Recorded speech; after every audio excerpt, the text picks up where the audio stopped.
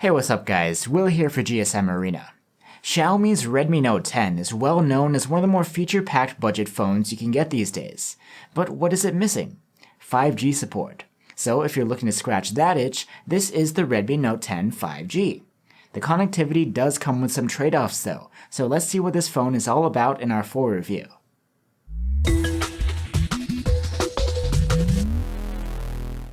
As far as features go, the Redmi Note 10 5G is a very different beast from the regular Redmi Note 10. The similar name makes things confusing though, and looks-wise it's quite similar too.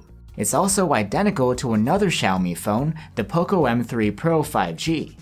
The Note 10 5G's build is pretty standard for a budget smartphone, with a curved plastic back and plastic frame. The finish is matte, but at the same time reflects light in an interesting radiant pattern.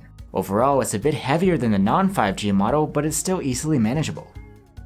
Splash proofing is something that you won't find on this phone, while the 4G version is IP53 rated. And you don't get an AMOLED screen on this model either.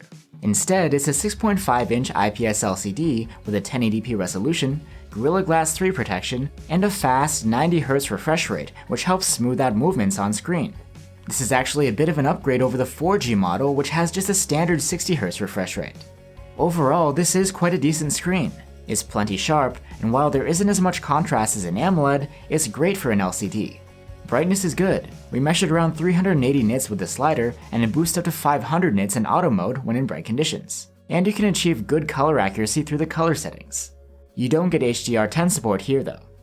For audio, you get a single bottom firing speaker instead of stereo speakers like the regular Redmi Note 10. The Redmi Note 10 5G was able to score a good mark on our loudness charts, and audio quality is actually pretty good for a budget phone. Midtones and highs are well presented, though predictably there isn't much for bass here.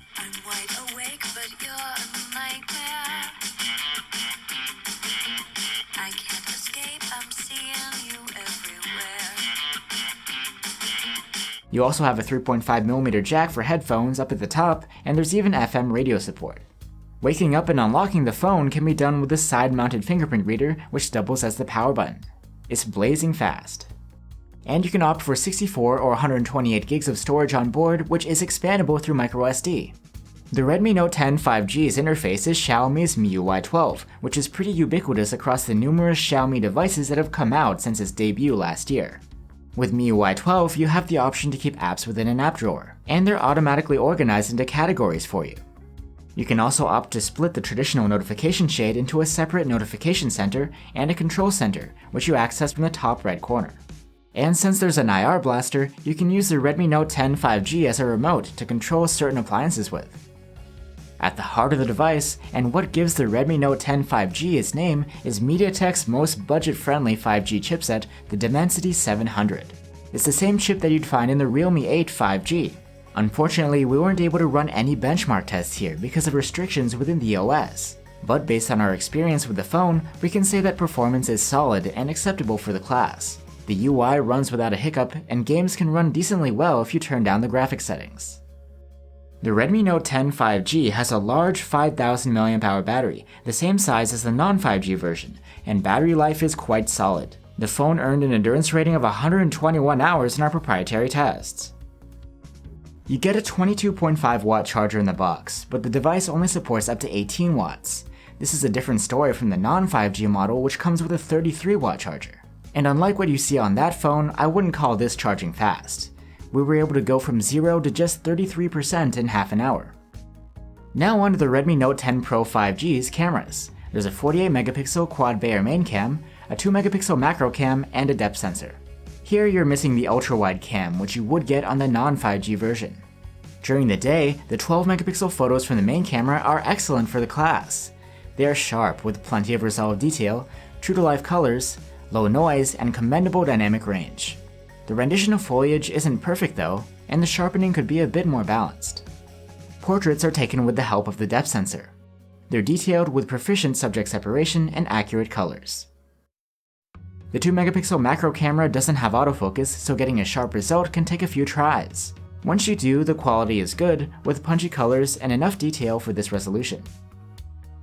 In low light, photos from the main cam are pretty good. There's enough detail, although it is a bit smeared by the noise reduction. There's nice color saturation too, but you do end up with blown highlights here and there. Turning on night mode will result in a brighter photo, but the trade-off is some softness and reduction in fine detail.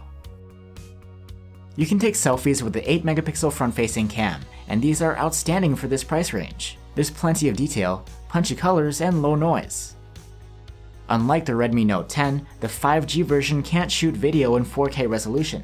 1080p video supports stabilization, and the quality is quite good. You get a decent level of detail, wide dynamic range, and great contrast and colors.